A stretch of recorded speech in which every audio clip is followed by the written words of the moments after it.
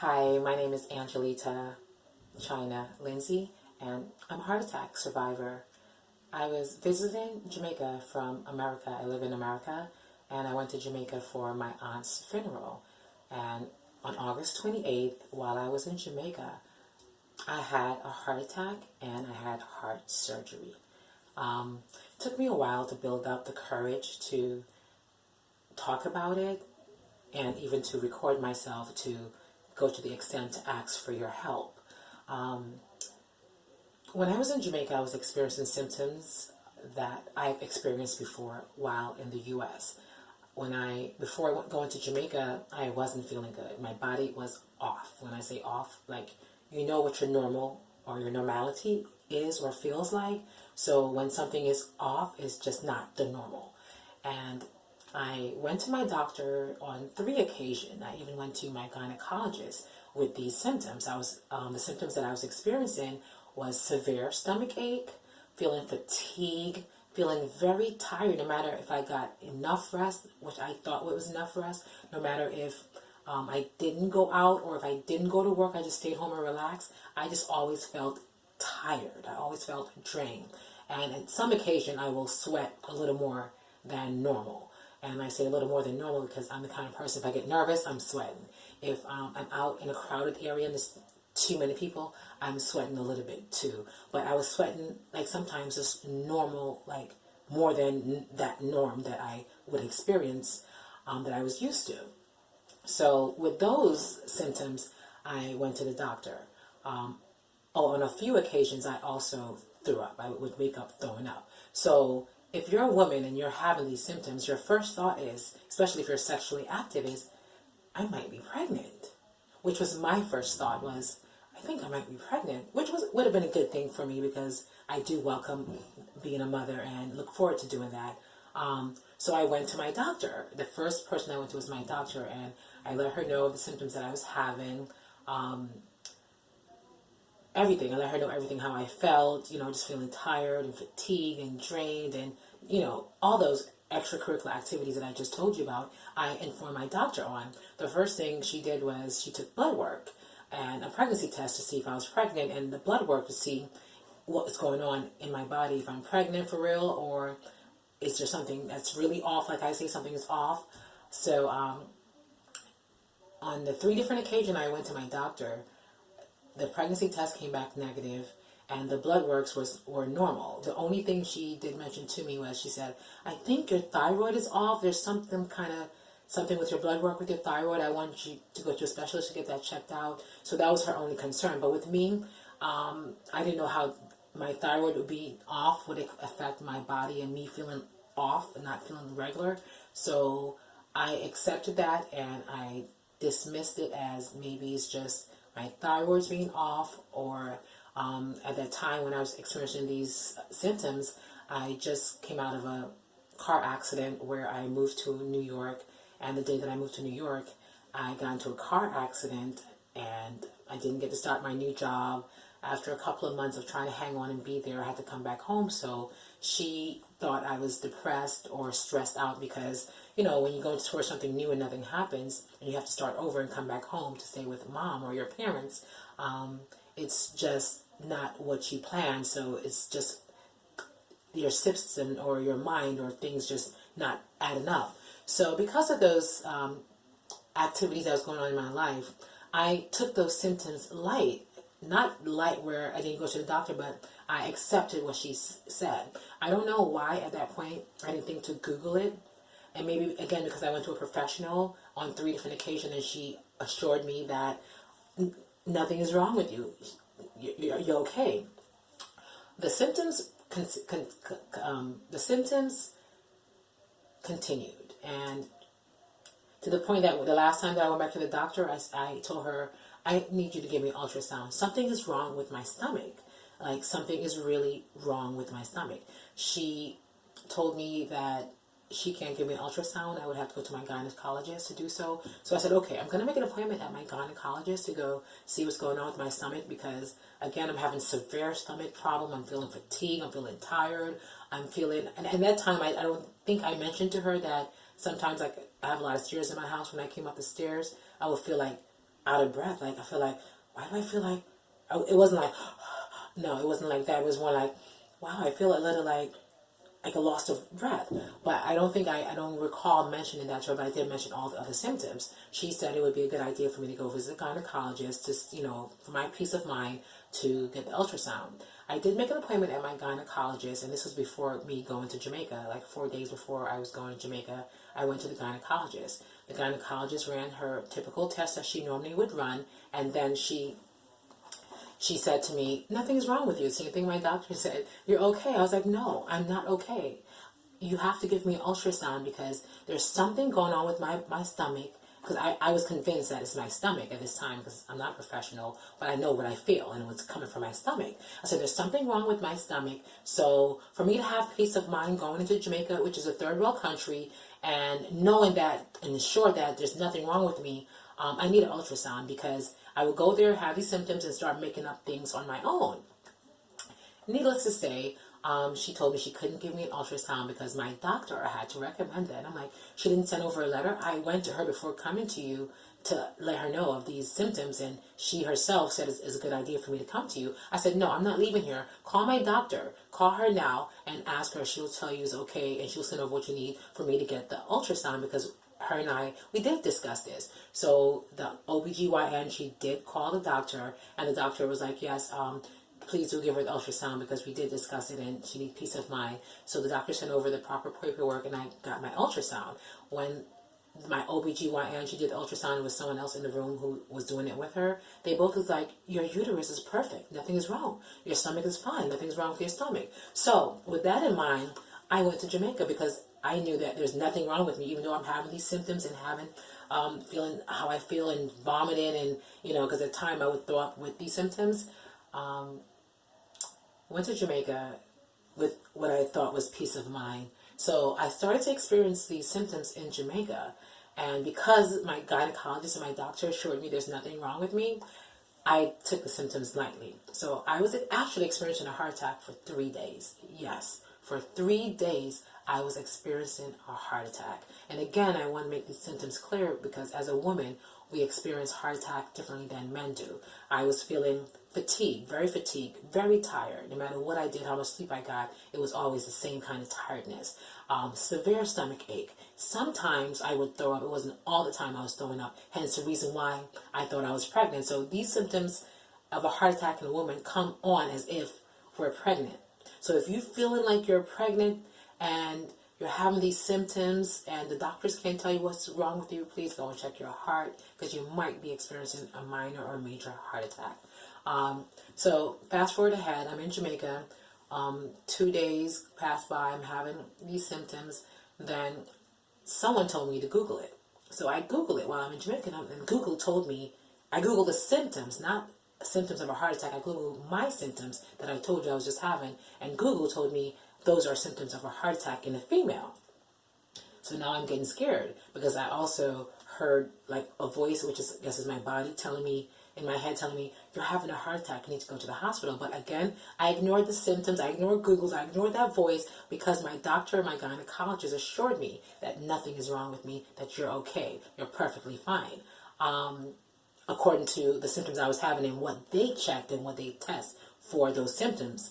Never once did anyone say, go get your heart checked of that nature. So I'm in Jamaica again, at a friend's house, and I'm saying to the friend, do you think I'm having a heart attack every time I have these symptoms? Because the symptoms weren't consistent, as in, is there all day? No, it was come for maybe 5, 10, 15, 20 minutes, and I'll sleep it off, and I wake up and I feel like I'm normal again, like regular, like, okay, maybe there's nothing wrong with me. Maybe I'm making up these things. Maybe I'm in Jamaica and I need to go home and going crazy because I'm hearing this voice, and then I'm having these symptoms and I think I'm having a heart attack, and then I Google it telling me I'm having a heart attack, and no one else is believing me. I'm not believing it because I'm walking, talking, and I'm feeling healthy. So it was just hard for me to even convince myself, much less convince someone else around me. So my friend said, no, I don't think you're having a heart attack. I think you're overworking yourself, because while I was there visiting and went to my aunt's funeral, I was visiting family members and friends and doing some work, because I work with the artists too. So I was just, doing a little things here and there. So they was like, no, I just think you're overworking yourself. You work so hard. And So I'm like, okay. In other words, you're going crazy, China. Anyway, this is like day 1 and day 2. So day 2 going to day 3 now.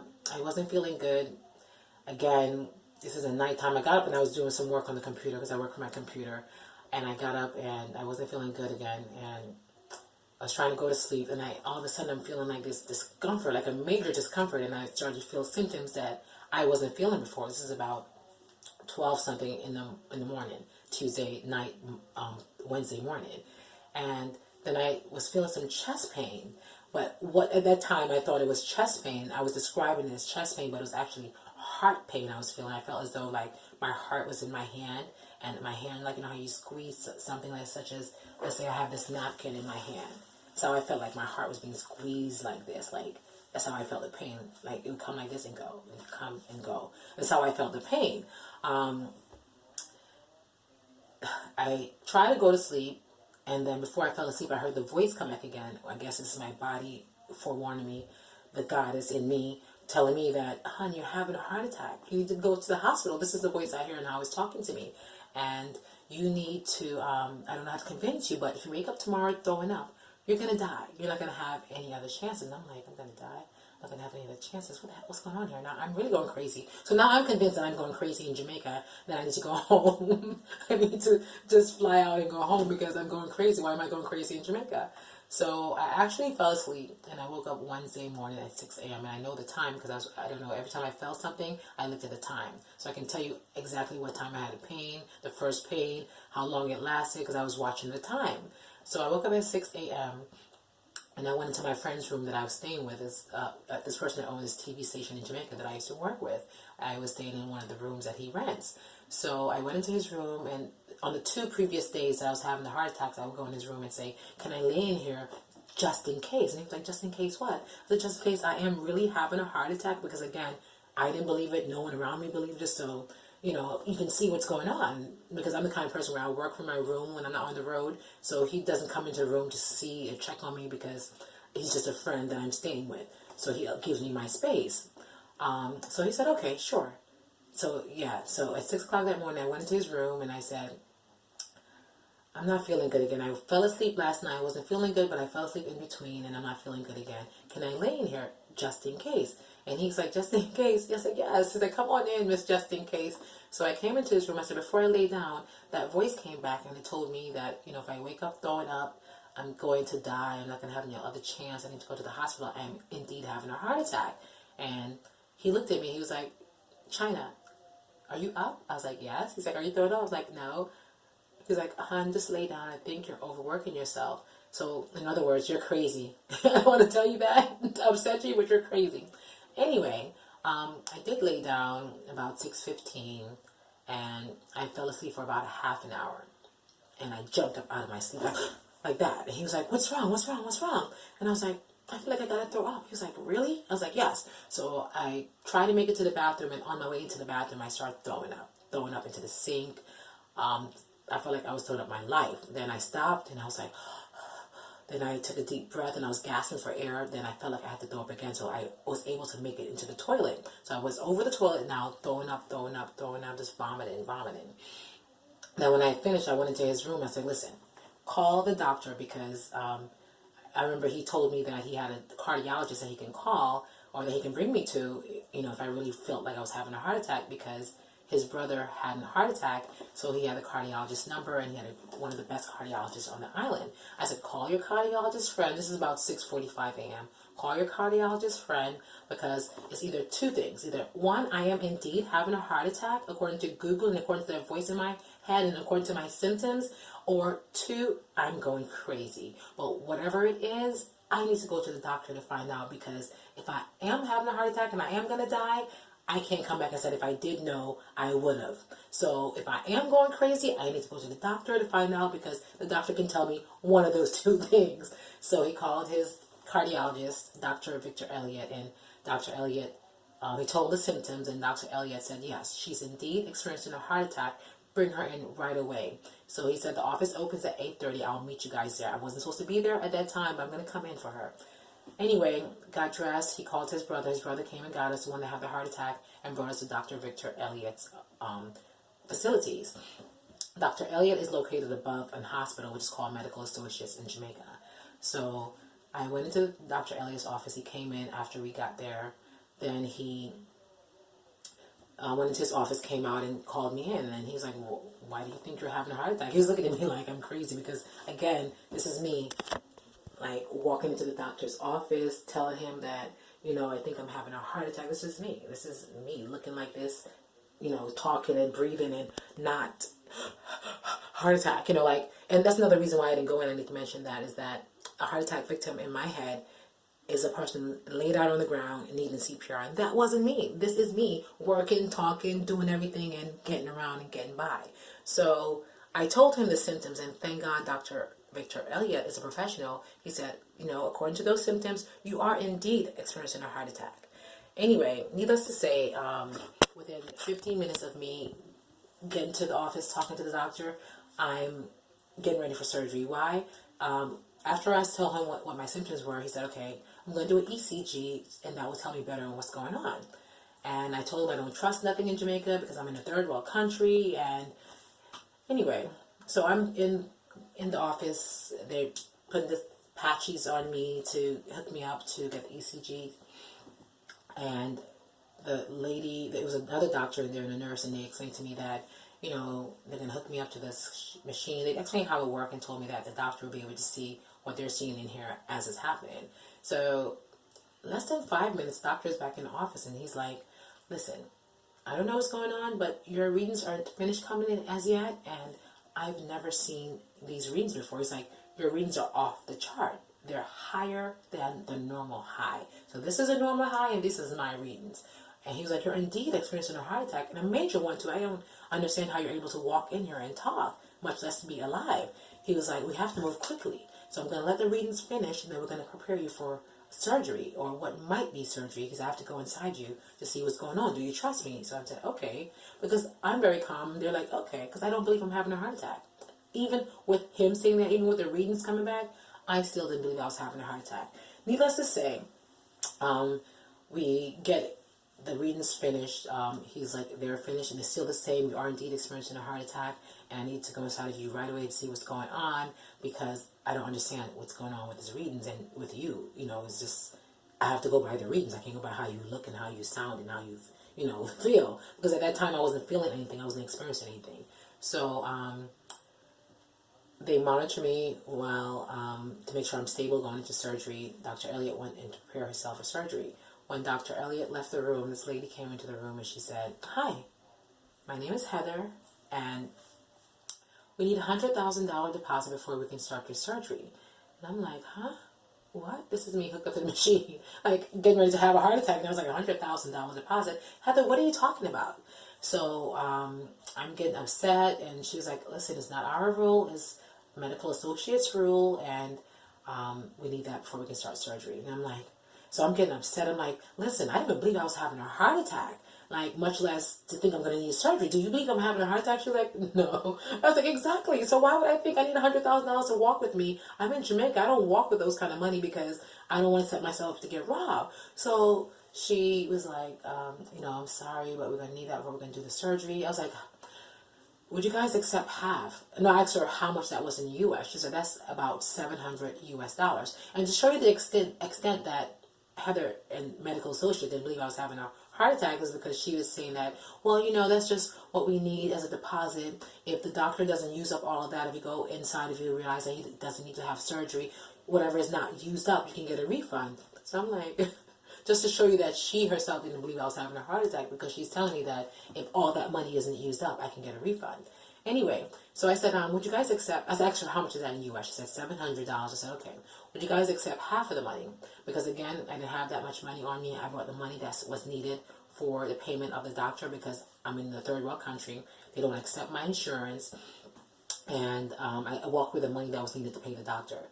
The lady told me, normally they don't, but she's going to go downstairs and ask them and explain to them, that I walked in here telling them I'm having a heart attack, and also that I'm visiting Jamaica and I live in America, and she said they might accept it. So I said, okay, can you call my friends who are in the waiting room so we can discuss my life that's valued at $350 US at this moment? So she said, I'm so sorry. Okay, I'll call your friends and I'll go ask them. So she called my friends in, and they came in crying like, oh, you're going to have to go into surgery. And it's like, but I was sitting there, I wasn't crying because, again, I didn't believe that I was having a heart attack. But because I know that the doctor said he needs to go inside of me and they need a deposit, so no, I'm upset. And it was like, why you look so upset? And I said, because they told me that I needed a deposit of $100,000, but they'll accept $350.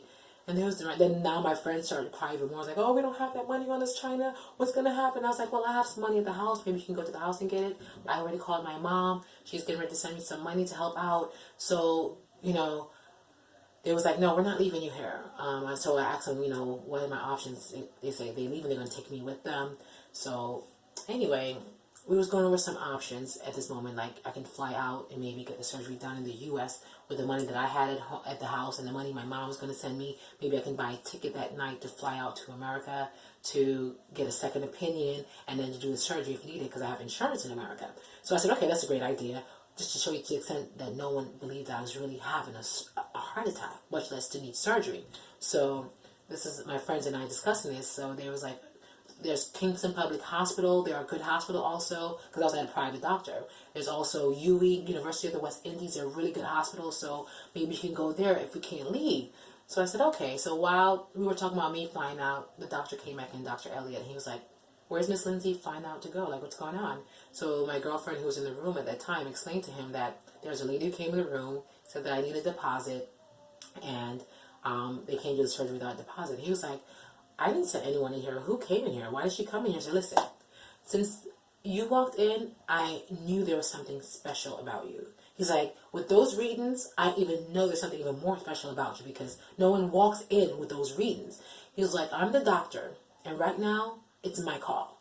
And your life to me is valued more than your finances. So I'm going to do the surgery. I need you to sign off on here. This is plan A. Where we're going to go inside of you and we're going to repair if needs to be repaired or do nothing or just see what's going on and what you need to do. And plan B is to put stents into your heart. So do you understand? He told me he could do the surgery through my wrist. It's a catheter surgery. The same way they put a tube up in my arm to my heart and put a camera in there. They will send a balloon up in there. And if need be, and they can send the stents up in there also. They don't have to cut me. So he's like, do you understand? Do you understand? I said, okay. Even when I didn't understand fully what was going on, I just said, okay, because he already expressed to me the need for him to move fast. And again, I didn't believe I was having a heart attack, so I didn't think I would need all of that. Anyway, so I signed off. He signed off. We went into the surgery room because he has a room upstairs where he can do the surgery. And as soon as he went inside of me, he was like, okay, plan B. So it's not plan A, which is to repair and or nothing. Plan B, which is to put stents in my heart, 2 stents in my heart. So after the operation, the doctor showed me, because they recorded it. He's like, look at the monitor. I like to show my patient what happens and what we did, so they can understand and get a better idea. So he showed me my heart. He's like, there's 3 arteries up there. There's one that's a little damaged, and that can be fixed with a change of diet, so we don't have to do anything. We didn't have to do no surgery on that. He was like, however, there was one of your arteries that was 100% clogged. He was like, do you want to know what we call that in medical terminology? I said, sure. He said, it's called the widowmaker. So he was like, if something is wrong with that the least bit, you're going to either die or have major malfunction of the heart or the body. He was like, yours was 100% clogged. Again, I can't understand how he was even able to breathe, much less to walk in here, and nothing is wrong with you but us having to put those 2 stents in your heart. You don't have any major malfunction, and you're alive. He was like, you are really, really, really someone special. I'm excited that I saved your heart. Anyway, I tell you the story to tell you that even after my operation, medical associate wouldn't allow me to stay in the hospital, to show you how serious they were about no deposit, no surgery. And I give thanks for Dr. Victor Elliott, who made that ethical judgment call to say, your life is valued to me more than your finances. I'm going to do that surgery. Because indeed, I was experiencing a major heart attack, and I could have died instantaneously, So medical associates sent me home after the surgery. I wasn't able to stay for aftercare. I had to go home and come visit the doctor every day just to make sure I was okay and I didn't bleed to death, because where they did the surgery at, which you can barely see, is a mark right there. They cut that vein. That's the vein you cut when you want to kill yourself. I could have went home and bled to death. Anyway, I'm asking for your help today because medical associate did not accept my insurance. I thought come back into the U.S. that when I, submit the claim to my insurance, that they will indeed, pay it, although medical associate didn't accept it. But they told me they don't cover out of pocket, out of network, so unless it's in like Puerto Rico or those countries that's owned by America outside of the U.S., they can't cover it. So I'm asking for your help today. My surgery was approximately 13,000 US. I'm asking for 16,000 US, one, to cover my surgery, two, to help with my medication, and three, I was told of this doctor by the name of Dr. Douglas, who's based in Florida, and he's a natural doctor where he has natural remedies that he can subscribe to me to help fix the issue, because what the medication is doing, the medication is like putting a band-aid over something. It doesn't fix it, but it pacifies it to help me and keep me going.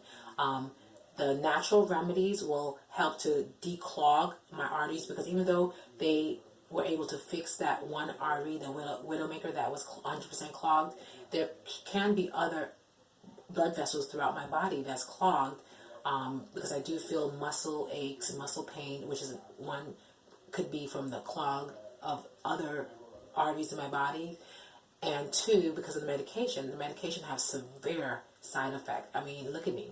I'm young.